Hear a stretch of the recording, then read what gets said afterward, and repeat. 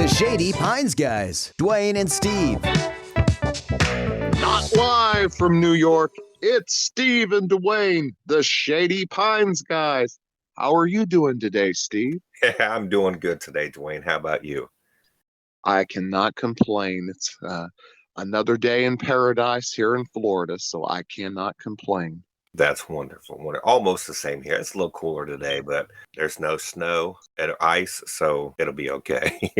Well, I hear you've got some Oscar news for us, Steve. I'm one of those goofy people that likes the Oscars. I know that you hear it's cool now for people to complain about the Oscars and all these elite people doing their, giving awards to each other. But I have always kind of liked the pomp and circumstance of it and seeing what everybody's wearing, who they're with, who they're talking to. And I've been a little more interested actually in the things kind of in the background, like what's happening in between the commercials or when they're backstage.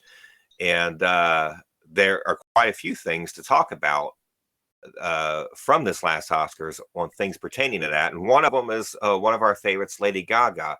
She was walking the brand new champagne carpet this year instead of the red carpet when a photographer that was snapping her pic tripped and he fell to the ground. And you can see in the video the shock in Gaga's face as she turns and runs to help this guy, putting her hand out, reaching it out, asking him if he's okay, checking on him before she makes her way down the carpet into the theater. So that was pretty neat to see that she, you could just see in her face, she really cared about what was happening. Then later on, she performed her nominated song, Hold My Hand, from the Top Gun Maverick soundtrack. And while her song didn't win the Oscar, she definitely gets the helpful and caring Oscar for helping the photographer. And I would also like to mention that she performed her song without makeup and without her glamorous Oscar dress. And she looked beautiful and sounded amazing. And then another behind the scenes thing, Brendan Fraser and Quan picked up Best Actor and Best Supporting Actor Oscars. Brendan for his performance in The Whale and Kay for his performance in Everything Everywhere All at Once. Now, of course, they both starred in 1992's Encino Man and became friends then. That was not an Oscar-nominated movie. But while Brendan was being interviewed backstage about his win, Kay walked up with his statue in his hand and congratulated Brendan on his win. It became very emotional as they cried and hugged. And Kay said that the most exciting thing for him about all this was seeing Brendan there with that statue in his hand. And Brendan explained how there came a time in their careers where the phone stopped ringing, and then somehow they both got lucky. They both got offers that they could throw their heart and soul into, and that they could act like they were never going to do this again, and how grateful he was for everything that they got. It was really a neat thing to see if you catch that clip online. And Kay's co-star in Everything Everywhere All at Once, the lovely Jamie Lee Curtis, also won for Best Supporting Actress. It's her first Oscar. She appeared on the Today Show with Hoda Kotb and Savannah Guthrie, and they aired her acceptance speech, and she was in tears. She started crying, and she said, "That's the first that I've seen that. I hadn't gotten to see that yet." She thanked everybody and showed her Oscar off. They asked her if she had named it yet, and Jamie Lee explained that in honor of her transgender daughter, Ruby, that she is calling her Oscar they, them. She also used the time on air to talk about how so many people are living harsh lives and that there are people all over who are coming at them in scary ways, highlighting all the anti-trans laws that have been made across the country recently. Jamie Lee also posted in her picture on her Instagram where she placed her Oscar on a shelf near her SAG award and a butt plug. And you wonder why. Well, apparently the butt plug award was given to her character Deidre in the movie. And it was given her as Auditor of the Month from her antagonist, Evelyn, who's played by Michelle Yeoh. And so, who also picked up a Best Actress Oscar for that role. And Michelle Yeoh's mother was half the world away in Malaysia, but she was watching with family at an Oscar party on TV. And someone recorded that moment when Michelle's name was announced and as Best Actress winner. Her mother screamed and cries, and she's talking about how she's very excited, very proud of her daughter. She says she loves her daughter and that her daughter is a very hardworking girl. So that's my Oscar news. Go. And Dwayne, you've got some of your own too that you wanted to mention. Well, I just wanted to comment on Michelle Yeoh. I have watched her in Star Trek Discovery, Hmm. and I found her to be the most amazing part of the show.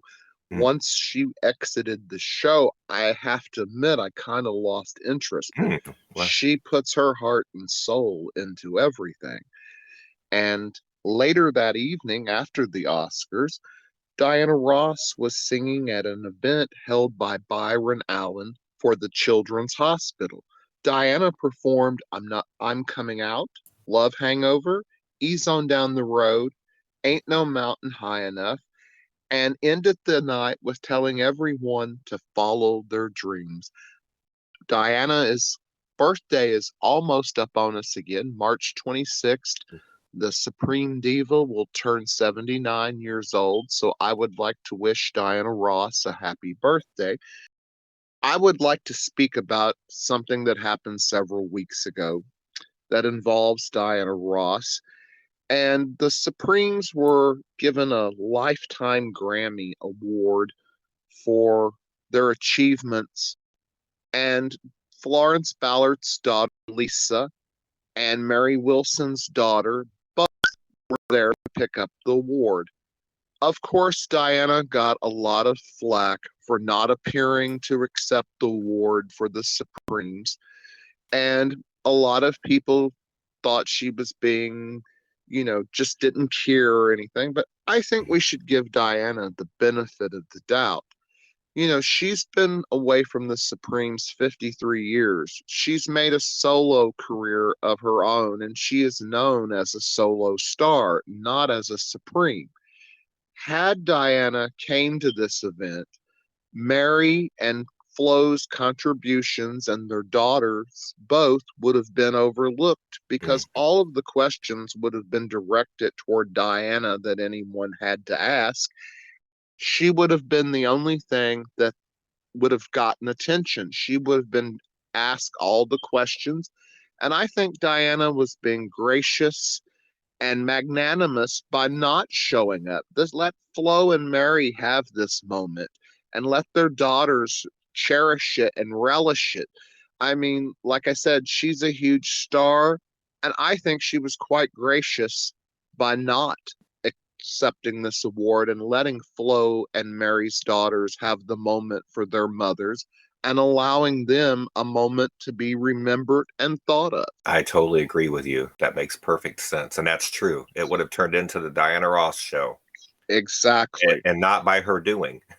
She wouldn't have done Exactly. it.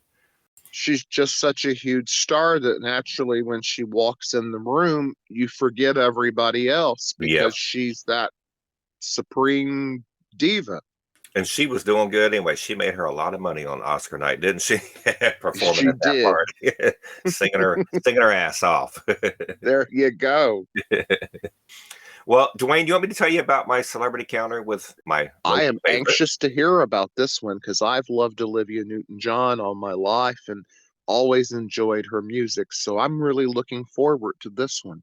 That is something about Olivia because she's not really in one certain genre of music, but there's lots of people in different that are into different types of music that usually have a few Olivia songs that they like to listen to here and there. So this is going to go all the way back to 1999. I was working for a group of radio stations that had been airing jingles on our light station that were written and sang by Jim Brickman, the piano player. This is before he got big when he started doing this. Well, while he was doing those jingles and then he became more popular, he still kept doing that for us. So we had a good relationship with him. He'd come in and do shows for us and redo our jingles. And it was just a good relationship we had with him as his popularity grew. So what happened with that is he had a publicist at the time, Michael, who became a friend of mine later, who was a huge fan of Olivia Newton-John. And that's how he and I became friends over the years. Dealing with Jim, Michael and I would talk about Olivia all the time. Well, I'll have to admit that I was jealous one day because Michael called and said he was having lunch with Olivia at her ranch. So that was the kind of thing we did. He'd send me an email or call and say, I'm doing this or I'm doing that. Well, at this time, he was being considered to be Olivia's publicist as well, which he later became and worked with her until her death last year. and he had negotiated to have Jim Brickman open for Olivia on her Greatest Hits tour. So my boss at the time, Mary, surprised me and said, "Hey, we've got tickets to the show in Columbus, Ohio, and a group of us are going to go up there and we're going to ride together in a limo." I was so excited, and my late husband Ken was just as excited. I think he was more excited about the limo ride. But once we arrived at the venue, Ken. Yeah. Once we arrived at the venue and we're about to take our seats, Mary surprised me again by handing me 2 backstage passes. And she said it's time to head backstage to meet Olivia before the show. Her and Michael had set up a private meet and greet for me.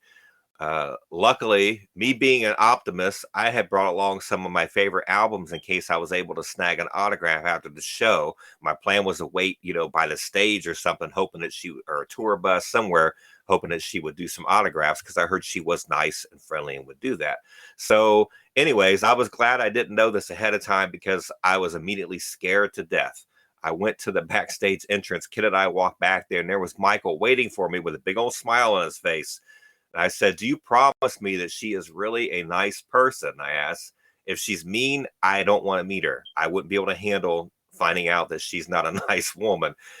I've loved her since I was 4 years old." "Yes," Michael laughed. He said, "She's very nice. She's agreed to meet you, even though she isn't doing a meet and greet tonight." He grabbed my hand. I had a hold of Ken's hand, and he led us to an outdoor patio area with tables and chairs. And immediately, I see Olivia standing there. She's smiling, dressed for her show. She's reached out her hand and she says, "Nice to meet you, Steve. And this must be Ken," as she shook Ken's hand. I kind of gasped and stared at her for a second, unsure of what to say. She giggled. She said, "Maybe a hug will help," and gave me a big hug. She was Aw. so tiny, but that hug was so big and warm. She then hugged Ken as well. And I just started rambling about how I loved her since I was a kid. And I had all her albums, played her records constantly, how my dad took me to see Xanadu, and joked that since I loved Olivia so much that Dad always said that he could marry her so that she could be my stepmom and I'd have a stepmother that I liked. Well, she was easy to talk to. And soon we weren't even talking about that stuff. We were talking about me and Ken's lives, our kids.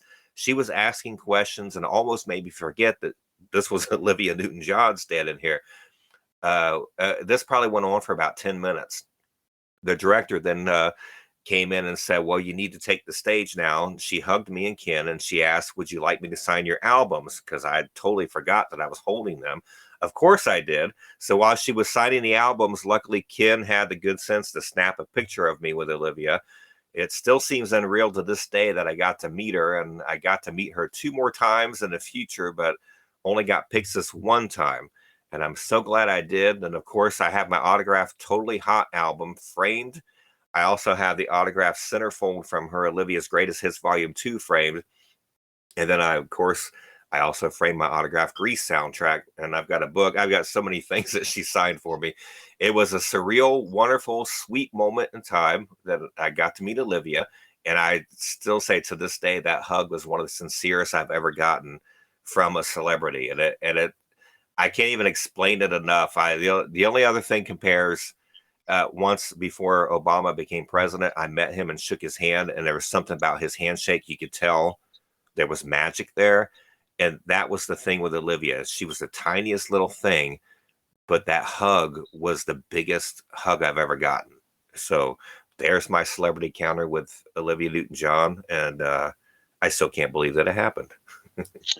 Well, it sounds like a wonderful thing to have had happen. I mean, I can just see that centerfold of that Olivia's Greatest Hits Volume 2. That was probably my favorite of all of her albums. I really liked that one. I'm so glad you got to meet her. And there's something about meeting somebody you've idolized your whole life like that that's special. Yeah. It was scary, but it was special. As we know from my celebrity encounter with Belinda, sometimes it doesn't go quite the way you expect. But Olivia was better than expected, and all the things you hear about her were true. Wonderful. Well, Dwayne, I want you to talk about something now because I've been hogging up the show so far. And what do you got for us today? I'm going to give you a review of the Golden Palace TV series. First of all, I would like to note that the Golden Palace is not a Chinese restaurant and it's not a theater. It's a spinoff of The Golden Girls, which ended after 7 years on NBC.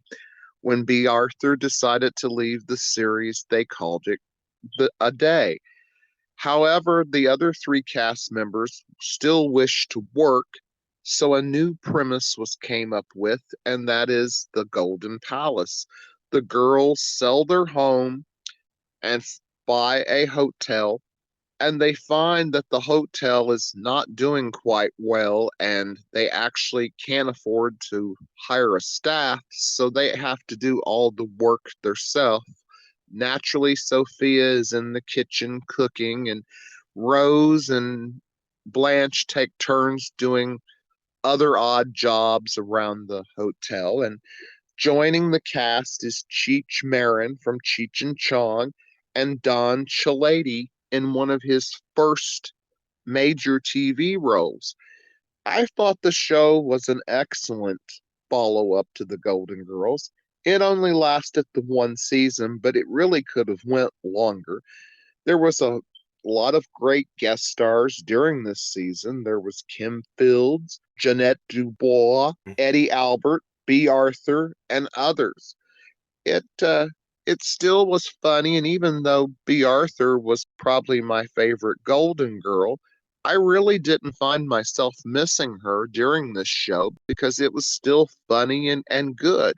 It's available on Hulu right now to check out, and all the episodes are available there. There's only 23, I believe, episodes, and I highly recommend this show for a fan of the Golden Girls or someone that likes comedy. I must mention here, too, that when the Golden Girls ended their run on NBC, NBC chose not to pick up the Golden Palace. So the Golden Palace was sold to CBS and appeared on their Friday night lineup that was a comedy lineup. Unfortunately, the whole comedy lineup was a bomb. Mhm. And so a lot of the shows were canceled that year. Golden Palace was going to receive a second season, but right at the very last minute before it was to go through, it was axed. Mm. So it kind of was a shame that they stuck it on a night where, people weren't really planning to watch comedies, I don't think, on a Friday night. People go out and do other things. And it's too bad that NBC hadn't continued it on the Saturday night lineup, because I'm sure it would have been more successful there. A change in network never helps a program, but if you have spare time on your hand and you're a fan of the Golden Girls, go to Hulu and check this out. The series has never been on DVD, so and they were also on YouTube for a while, so you might check there too to check it out. But I highly give it a 2 thumbs up. And back to you, Steve. I'm gonna check those out because I did watch the show. You're right; it was an entertaining show. It had a good cast, good guest stars, as you just mentioned. And I think it was just the time and place of where it was that contributed to it not lasting any longer than it already did. But I'll have to check that out because I don't remember Jeanette Dubois being on there. I remember when Dorothy visited, and I think I remember Kim Fields' episode. But I'm gonna have to go check those out because they are good. It'll be almost like watching a new show because it's been so long since I've seen that show. Yes, that's the way it was for me. I hadn't seen them except in the original run. I don't believe they were ever even reran during that original run on CBS. I think they just kind of pulled it and didn't even show them again. I bet not, if I remember correctly. Well, and back at that time, that was when CBS was kind of the dud station. It was all about NBC, and CBS I think was way behind back in those years. So a lot of us weren't watching that channel at that time. Yeah, that was the last season of Designing Women too. They were axed after that season as well. And so it was there was also the Major Dad that was in that lineup, and Oh Bob yeah. Newhart. Bob Newhart had a new show, and Oh, it actually got a renewal for a second season. And when it did, since the Golden Palace had been canceled, Betty White joined the cast of Bob oh Newhart's yeah. show. Yes, I But remember that. I don't think it helped the series any. I think it was canceled after the second season. Yeah, that one didn't. So, Usually, his other yeah. shows went longer than that one. I know. Oh, yeah, 7 or 8 seasons. Mhm. And the others went, I believe Newhart went for 7, and the Bob Newhart show for 6, I believe. I like both those. Bob Newhart a little bit better than Newhart, but they're both good. I'm Well, kind of partial to Newhart because of Allison from Designing Women. oh yes, Uh, yeah. I lost the I, actress's name. I lost her name too. It just left my mind there for a minute, but I really liked her as Stephanie on Newhart, and I also Yeah. liked her as Allison on Bob Newhart. I mean, on Designing Women.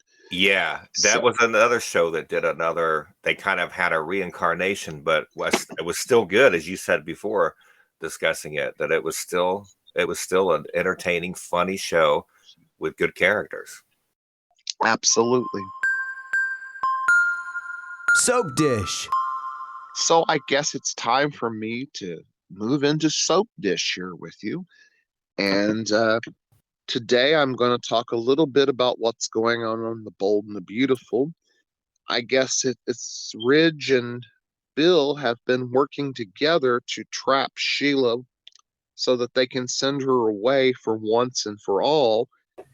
So, will Sheila go to jail? Will Sheila kill someone else before she goes to jail? Well, what's going to happen here? Because Sheila's like a caged animal. You put her in a corner and she's going to come out swinging with a gun or worse. So I'm kind of excited to see where it goes, but I fear that it may be the end of Kimberlyn Brown, and Kimberlyn Brown is my main reason for watching. So I hope they don't get rid of her, but I feel like they will. Over in our As the World Turns news today, I'm going to review the Carjack DVD set. Well, I would like to say this is the first DVD set that I have had mixed feelings about. Maura and Michael Park do a wonderful job of the acting throughout the whole disc. They're just really, Maura West is just, she's so good. And the bad thing was, the first 3 episodes in the disc, the writing just was not good. It didn't feel like As the World Turns.